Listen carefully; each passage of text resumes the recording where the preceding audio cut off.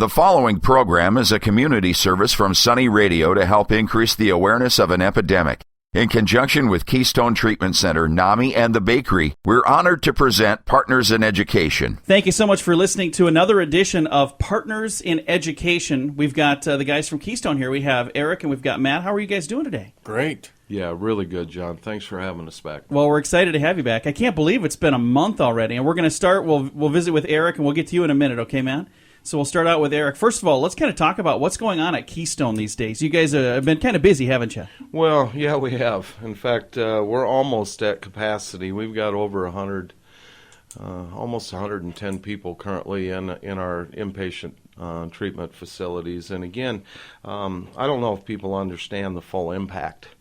And this is why we do what we do, why Matt does what he does, what I do, our marketing team, our entire clinical staff. It's really just if you can think about it, for every one person that is in that facility, they have family. Yeah. And in fact, on Mondays and Tuesdays, those family will be in our center, getting information, increasing the chances, the opportunities for sustained recovery. They go back to the communities of which they come from. We serve 9 states. Wow. We've got people right now from Colorado, Missouri, Kansas, Wisconsin, up and down the Midwest that are going to be returning home with maybe for the first time an opportunity to make a change. The places they work. I think they estimate that it's about 10 to 1 for every individual that gets clean. At least 10 other people are directly impacted. Well, think about that. That's 1,000 people. That circle of influence around each person. You know, every person that's getting this help, that's getting the treatment, you know, it's not just changing their lives.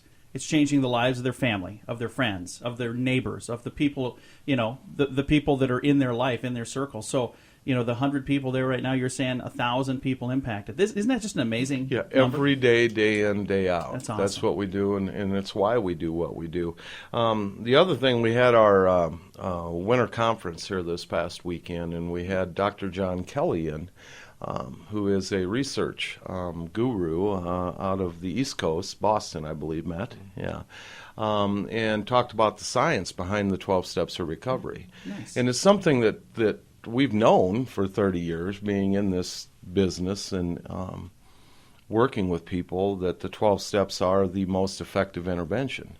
But he put the science behind it that showed that, introducing the 12 steps as that basis for the treatment modality, that it raises, I think, outcomes some 30% over those that don't. Nice. And we do it at about half the cost over the first year or two of treating these people. So it really did legitimize that why Keystone has been doing what it's been doing for 43 years is because we have results, and it's because of our belief in those 12 steps. So we're excited.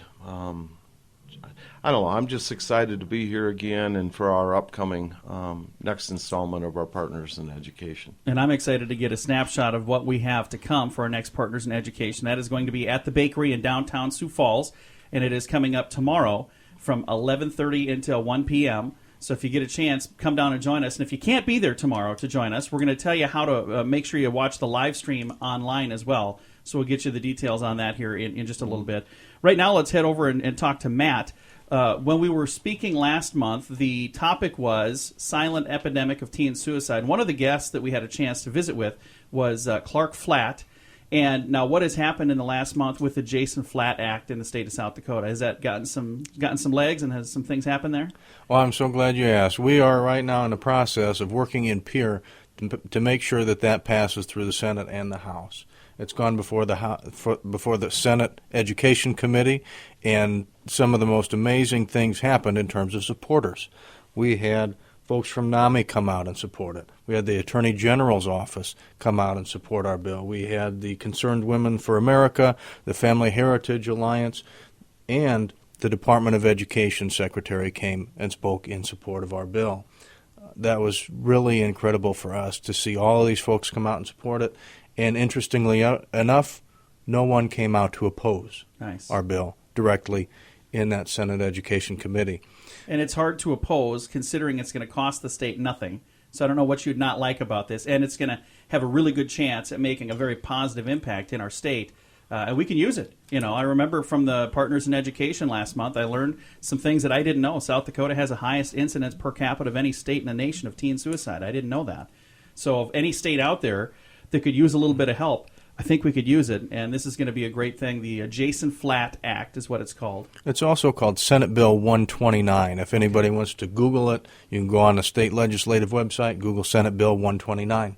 Awesome. We'll make sure to put that in our social media as well. So if you get a chance and you've got a question on how you can support that when you're talking to your representatives, make sure they probably know it as the Jason Flatt Act as well, but if you give them that Senate Bill 129, that'll certainly help them find it really quick and easy. And a special thank you to Senator Jenna Hagar and Representative Lynn DeSanto for prime sponsoring those bills in the Senate and the House, respectively. They've just been fantastic, fantastic people to work with.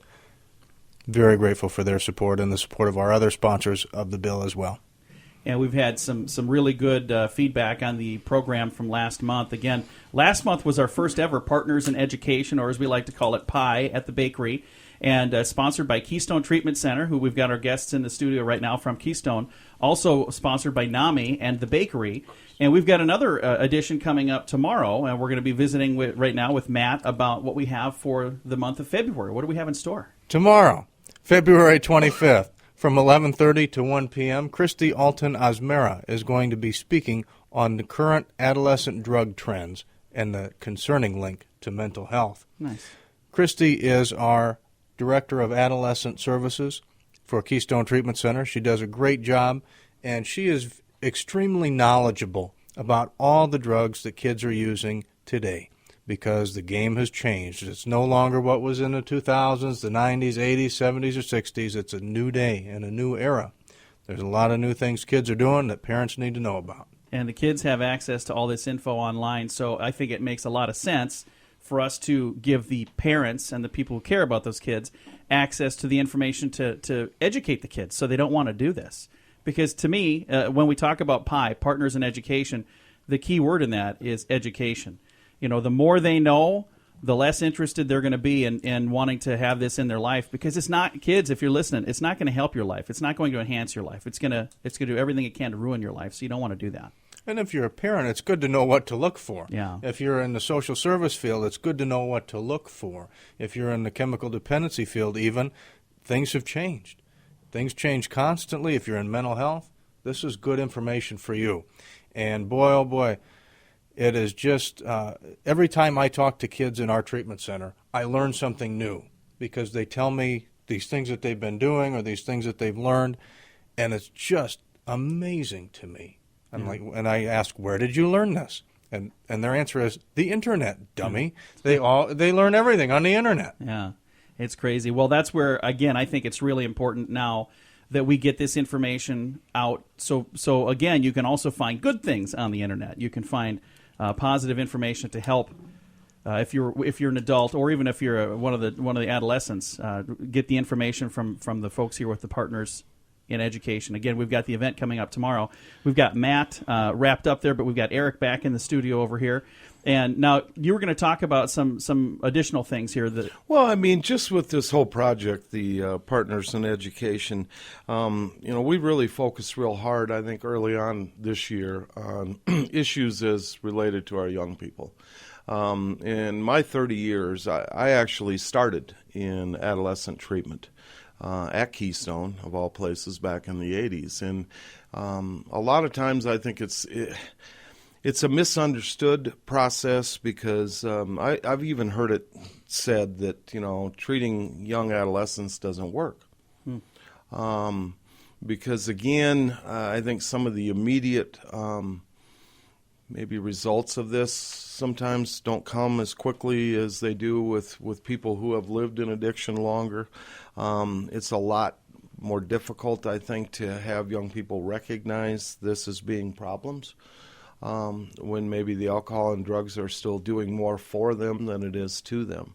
But I also know from all the letters that I get still to this day around Christmas, and cards from folks, that if we would have listened to the general consensus that adolescent treatment doesn't work, that wouldn't have gotten the help they need. And may not even be with us anymore. And I get cards from them.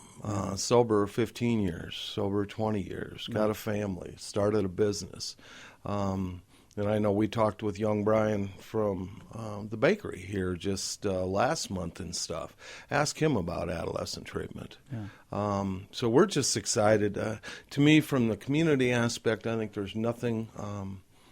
I don't think we could do anything more or more noteworthy than to focus in on things as they're related to our young people. So we're excited about having Christy in for obvious reasons. She's been with Keystone for 20 years, and she's just one of the finest in the business. Very nice. Well, Matt and Eric, thank you guys so much for coming in. I appreciate you guys, first of all, for thinking of the idea to do this. Partners in Education. Again, the event is tomorrow at the bakery, so we like to refer to it as Pie at the Bakery. And I have to say kudos to you. Last month when I went to the bakery, I had some pie as well, and it was delicious. So there was pie at the Bakery. Do you have a choice of pie that we could provide? A favorite? Yeah, well, I love peach pie. Well, but okay. I had apple last month, and it was really good. Look at me, guys. Did you think I would say no to any flavor of pie?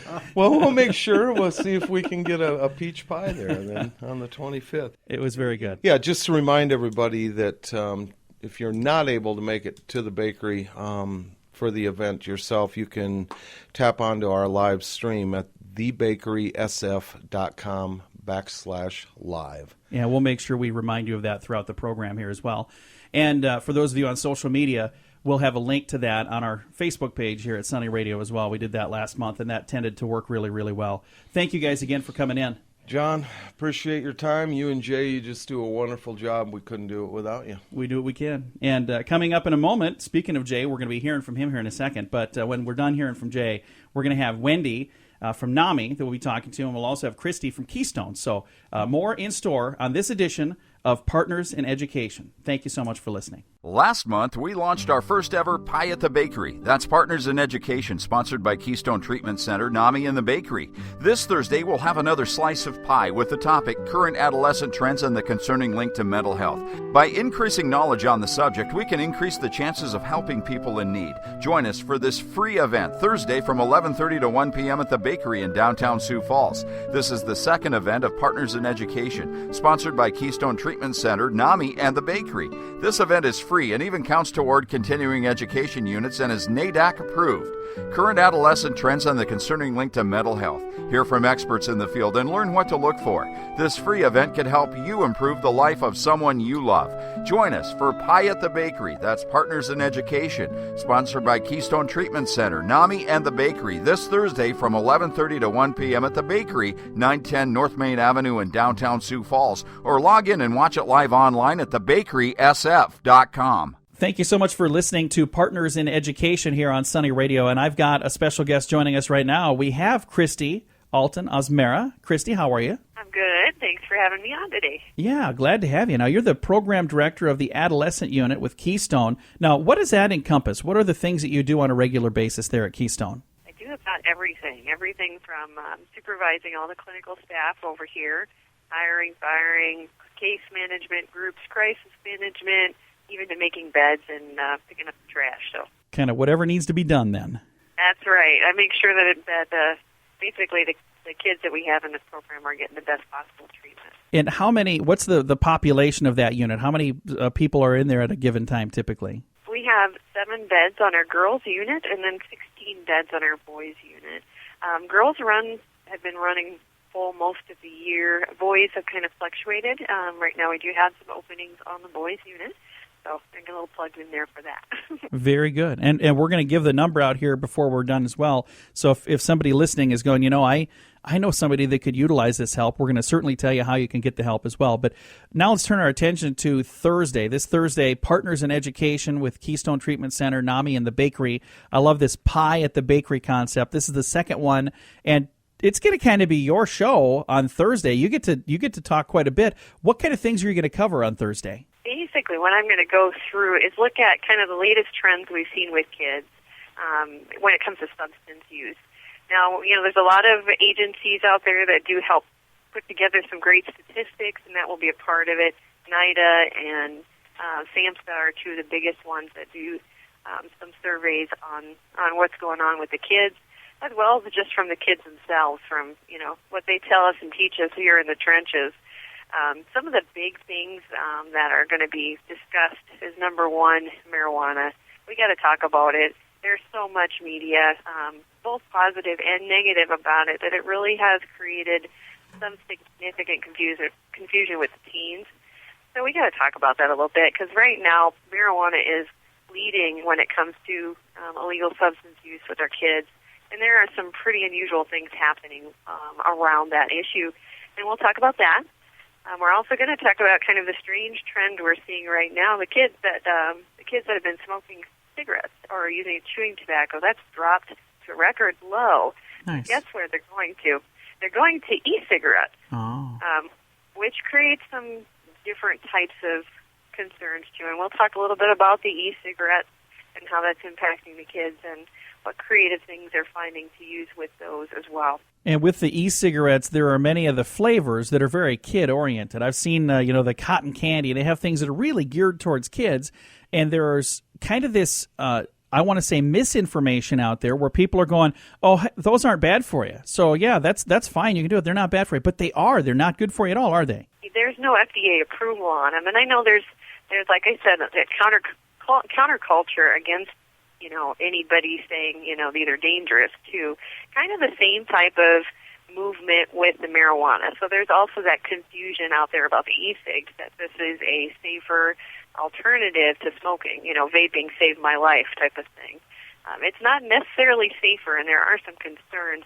And there's also no regulation to really determine for sure what you're getting when you're using an e-cigarette. And they are using it creatively to use some of the new creative ways they've come up with marijuana as well. So now, in addition to the vaping and the marijuana, I'm assuming we're going to talk about alcohol as well. Absolutely. Alcohol has been on a steady decline, which is good. It's good news. But we're also seeing an increase in the amount of kids that are using it heavily, binge drinking, 5 to up to 15 drinks in at a setting. So that's increasing. However, we're seeing alcohol is dropping, and while marijuana goes up, they're getting to be real close cousins in the amount of kids using them. So it is something still a concern. It's still the number one used substance with kids, and it's still wreaking havoc in their lives. Quite often when you see a new client come in, are they typically in there for just one thing, or do you see that they came in because of marijuana, but they also have an issue with alcohol and they also use this vape thing? Or is it typically just one of the things? No, there's always a combination. Right now, marijuana tends to be the common denominator. Alcohol is definitely a strong second with the kids. This is just, as we see them walking in our doors.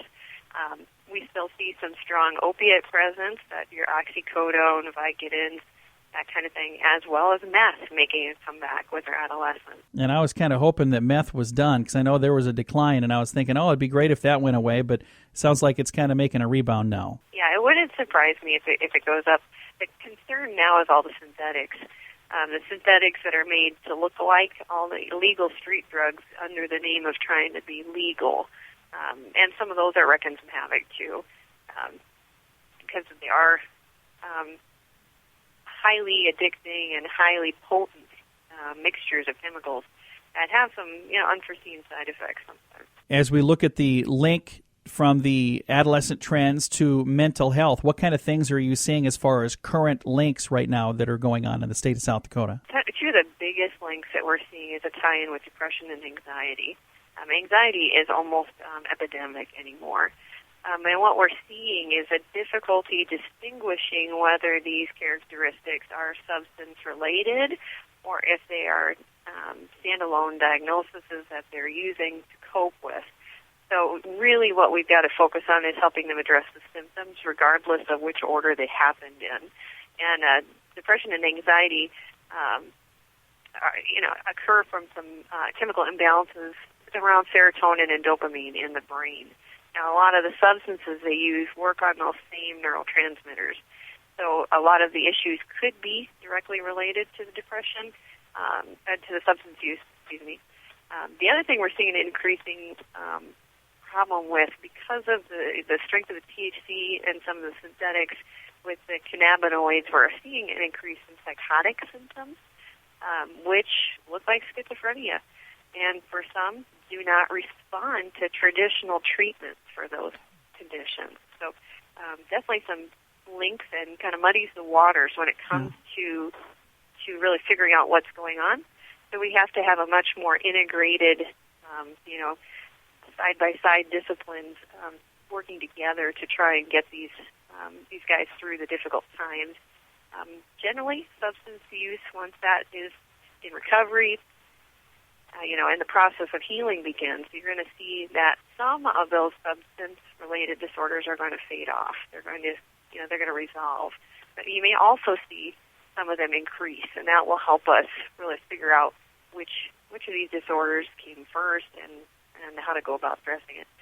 We do address the symptoms while they're here in treatment, so it's pretty common. I'd say almost all of the kids at this level of care do have some sort of other mental health or behavioral issue going on with their substance use. Again, visiting today with Christy Alton-Osmera, and she's the program director of the Adolescent Unit at Keystone.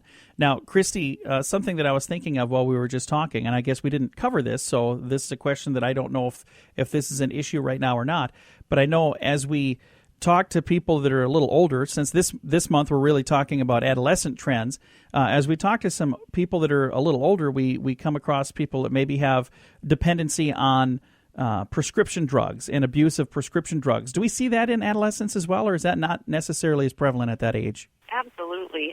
Once again, they get confused, I think. If a doctor prescribes it, it's got to be safe, right? And there was a trend, I would say probably a stronger upturn about 2 years ago, where the kids were seeing prescription medications as the solution. You can get a high, it's safe, it's doctors, prescribe this stuff, it can't be bad for you. It's FDA approved. But as we've gone through this last couple of years, we have seen the uptick in some of the synthetics and some of the methamphetamine that I think that whole prescription confusion has kind of gone away. They're still abusing prescription medications, that's for sure. Well, I appreciate taking some time to visit with us today, Christy, and I know Thursday is going to be an action-packed program for the Partners in Education, Keystone Treatment Center, NAMI, and the Bakery working together to make this happen. And Christy, thank you for doing what you're doing. I know that it's making a huge impact in a positive way on many, many, many lives. Well, thanks for having us and partnering with us today. Well, we're glad to do it. And again, I'm going to give out a number here. If maybe you're listening and you're saying, hey, you know what, this really sounds like something that we could utilize some help with. What are the ages for the adolescents that we're talking about? Is there a specific age group that you typically work with, Christy? We start out at age 13 and go up to 18, and we're a 30 to 90-day program, just kind of depending on the situation and the circumstances. And if you're over that age, if maybe you're listening and you're over the age of 18, there are programs to help you guys as well. Absolutely. Well, I'm going to give the phone number out here. It's a toll-free number that you can call from anywhere. So whether you're listening in the Sioux Falls market or in the Sioux City market or online from anywhere in the world, the number is 844-204-1055, and that's the number for Keystone Treatment Center. Again, 844-204-1055. Reach out and say, hey, I'd like to get some more information. And if you'd like more information, on Thursday, Partners in Education is from 11:30 until 1, and it's live at the Bakery in downtown Sioux Falls. So we promote that as Pie at the Bakery, Partners in Education, and it's at the Bakery in downtown Sioux Falls. If you can't watch it live in person, you can certainly check it out online at thebakerysf.com/live, and that's the live stream. And we're going to get to hear you and see you there, right, Chrissy? That's right. All right. Well, I'm looking forward to meeting you in person on Thursday. All right. We'll see you then. And again, Christy Alton Osmera, and again, her title is Program Director of the Adolescent Unit at Keystone Treatment Center. Stick around. We're going to be visiting with Wendy from NAMI coming up in a bit. Last month, we launched our first ever Pie at the Bakery. That's Partners in Education, sponsored by Keystone Treatment Center, NAMI, and the Bakery. This Thursday, we'll have another slice of pie with the topic Current Adolescent Trends and the Concerning Link to Mental Health. By increasing knowledge on the subject, we can increase the chances of helping people in need. Join us for this free event Thursday from 11:30 to 1 p.m. at the Bakery in downtown Sioux Falls. This is the second event of Partners in Education, sponsored by Keystone Treatment Center, NAMI, and the Bakery. This event is free and even counts toward continuing education units and is NADAC approved. Current Adolescent Trends and the Concerning Link to Mental Health. Hear from experts in the field and learn what to look for. This free event can help you improve the life of someone you love.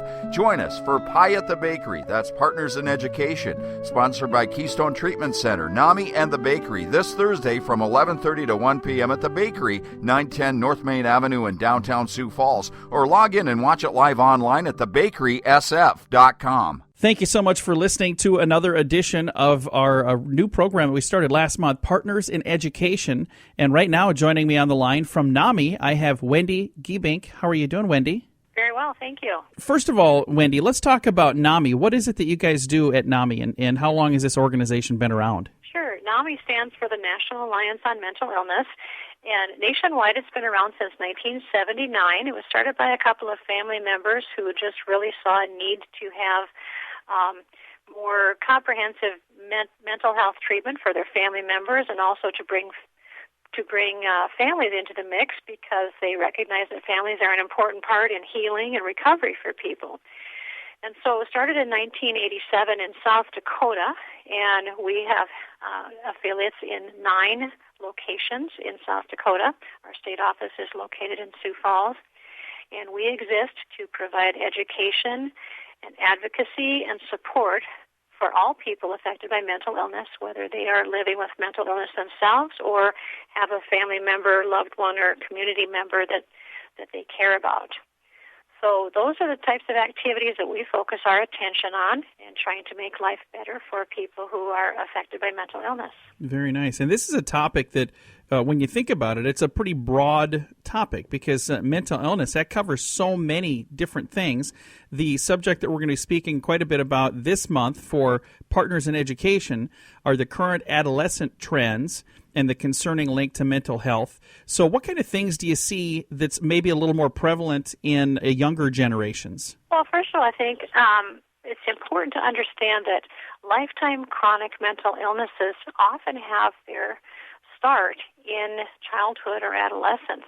In fact, half of all lifetime mental illnesses have symptoms that are present before age 14, and 3/4 before age 24. So years ago, 30 or 40 years ago, we weren't even talking about mental illness in children or adolescents. We didn't even recognize that it existed. But today, with the advancements in science and research, we're well aware that those symptoms sometimes have their start very, very early in life. So it's important for parents and teachers and family members to be aware of what those symptoms might be, what is normal behavior, what's typical behavior, and maybe what are some things that might be red flags or things to look out for. So first, we really have to have that understanding that mental illness is something that happens across the lifespan, and quite often happens to children and adolescents. But when we talk about the connection between substance abuse, things like that, and mental health in adolescence, we have to really look at the fact that the adolescent brain is still really developing. The prefrontal cortex area of the brain is not fully developed until about age 26. So the decision-making and the impulsivity and the rational thought processes are still immature in teens. So they're very prone, actually, to making decisions that maybe are not the wisest or the most helpful for them, because of just how immature their brain still is as teenagers. So oftentimes when you have children or young adolescents who are starting to experiment with recreational drugs or with alcohol, with tobacco, we know that that's a very typical thing for kids to do, but we have to look at how that intersects and impacts their brains and their mental health in general. Again, our guest today is Wendy Giebink, and Wendy is with NAMI. Now, when we were speaking there just a moment ago, we were talking about adolescence. Now, if you have, maybe there's parents listening right now that have children, and they're kind of wondering, what kind of things should I be looking for?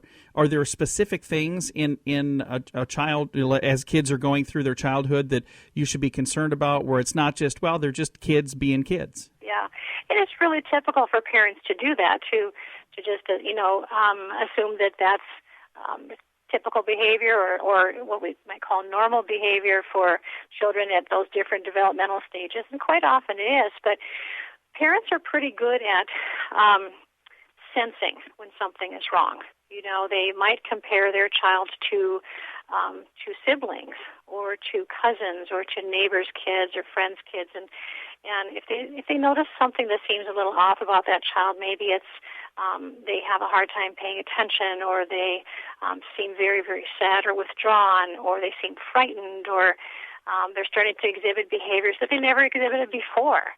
For instance, maybe fearfulness or trouble sleeping, or just sort of anxious behaviors that aren't typical for that child.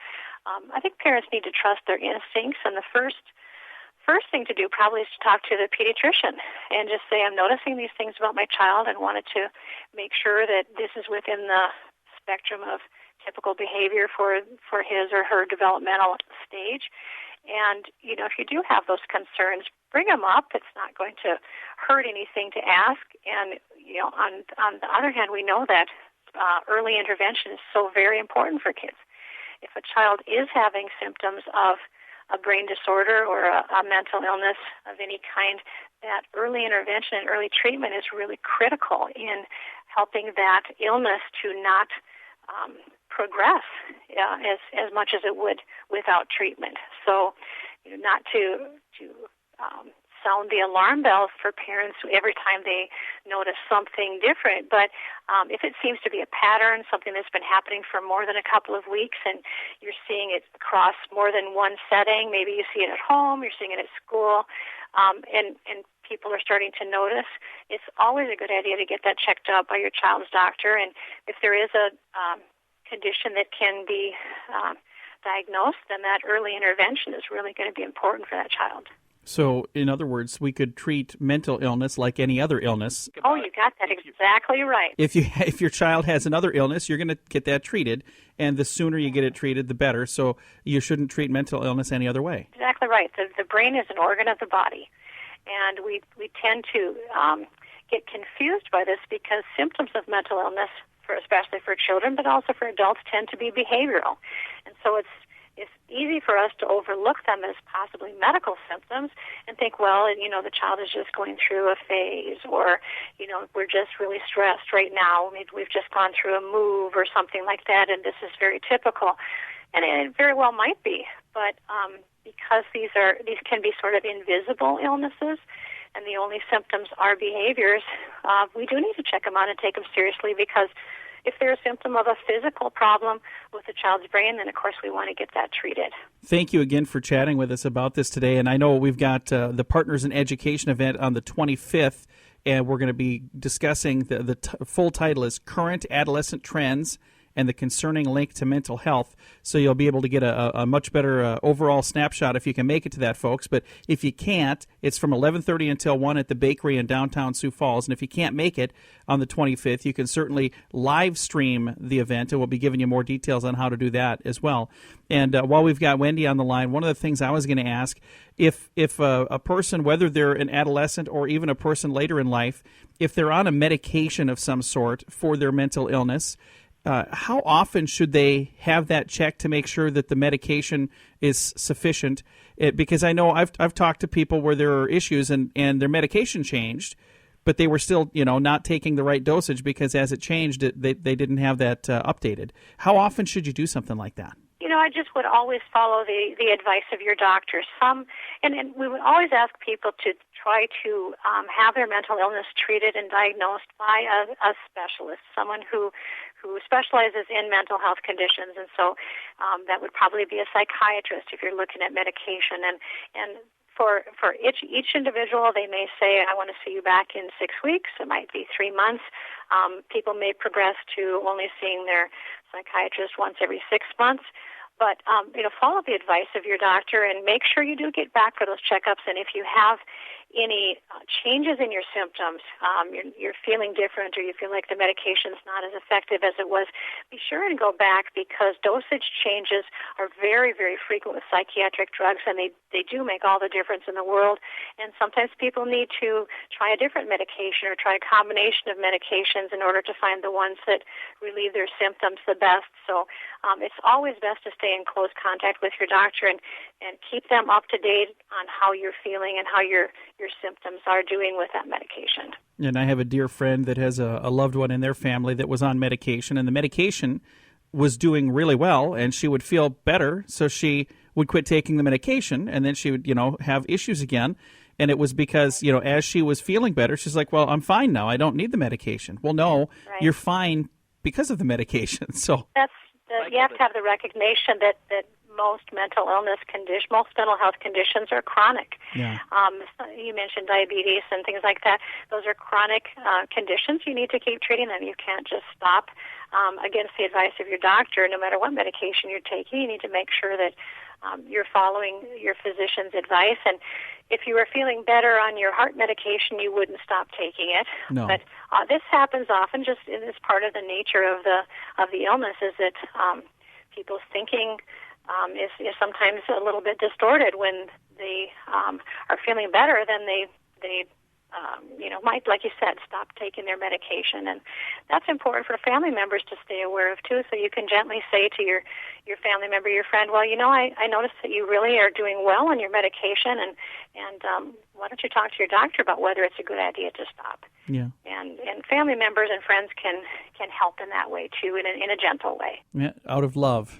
Yes, absolutely. Well, Wendy, thank you again for taking the time to visit with us today. You're very welcome. Thanks for asking. And again, Wendy is with NAMI, and we are going to be learning quite a bit from them on the 25th of February at the next event called Partners in Education, or as we lovingly refer to it, Pie at the Bakery. And it's brought to you by Keystone Treatment Center, NAMI, and the Bakery. And this month's topic is current adolescent trends and the concerning link to mental health. And again, you can live stream it if you can't be there live from 11:30 until 1 at the Bakery in downtown Sioux Falls. You can certainly live stream it as well at thebakerysf.com/live, and that's the live stream. Thank you so much for listening to Partners in Education. Last month, we launched our first ever Pie at the Bakery. That's Partners in Education, sponsored by Keystone Treatment Center, NAMI, and the Bakery. This Thursday, we'll have another slice of pie with the topic, Current Adolescent Trends and the Concerning Link to Mental Health. By increasing knowledge on the subject, we can increase the chances of helping people in need. Join us for this free event Thursday from 11:30 to 1 p.m. at the Bakery in downtown Sioux Falls. This is the second event of Partners in Education, sponsored by Keystone Treatment Center, NAMI, and the Bakery. This event is free and even counts toward continuing education units and is NADAC approved. Current adolescent trends and the concerning link to mental health. Hear from experts in the field and learn what to look for. This free event could help you improve the life of someone you love. Join us for Pie at the Bakery. That's Partners in Education, sponsored by Keystone Treatment Center, NAMI, and the Bakery, this Thursday from 11:30 to 1 p.m. at the Bakery, 910 North Main Avenue in downtown Sioux Falls, or log in and watch it live online at thebakerysf.com.